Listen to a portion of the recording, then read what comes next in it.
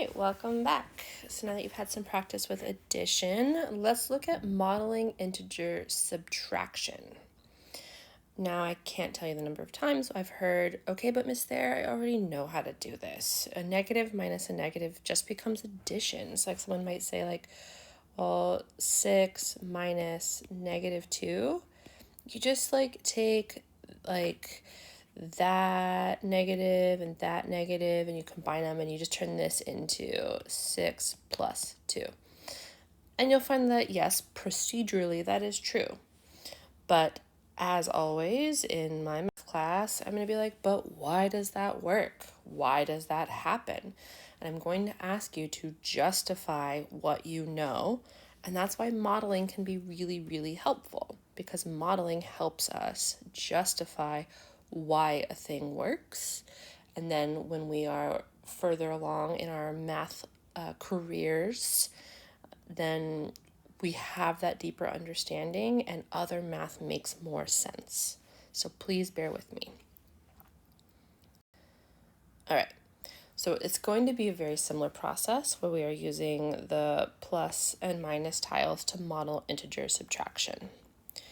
And at first you're like, oh, no big deal, I got this. Okay, so our first term is a +6, so I'm just gonna have my +6. And now I'm subtracting a +2, no big deal. I'm just gonna subtract those two, so I'm taking them away, so they are now gone. And I'm left with my +4. I know this, Miss Thayer, come on. All right, well now let's look at another example. -6 minus a +2. So we'll start with our first term. 1, 2, 3, 4, 5, 6. I've got 6 negatives, and I need to take away 2 positives. But I don't have any positives to take away. What do? I'm stuck. How do I take away 2 positives? Well, you recently learned something called the additive identity. If you want to go back to that last video or back to your notes, because hopefully you're writing notes in your notebook, right? The additive identity means that you can add 0 to anything and that number keeps the same value. So we can add 0 to -6 and it will still be -6. And the additive inverse tells us that 1 positive plus 1 negative equals 0. So let's add some 0 pairs here. So I'm going to say, well, how about now? There's a 0 pair.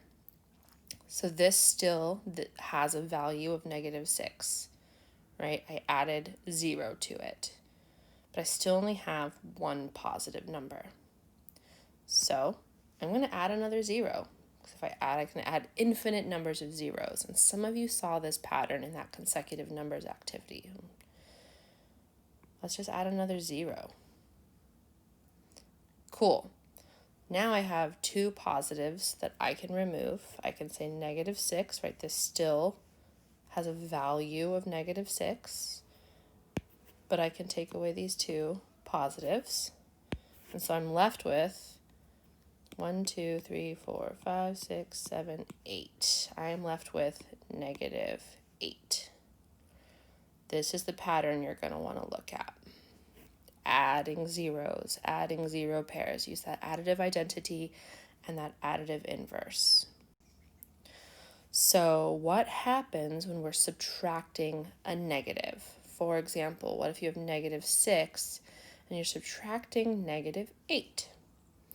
I am going to let you all explore that on your own, and then you're going to have a couple more problems to work with modeling integer subtraction, and then you're done with your activity today. Okay, let me know if you have any questions while you're working, and good luck. I look forward to seeing what y'all come up with.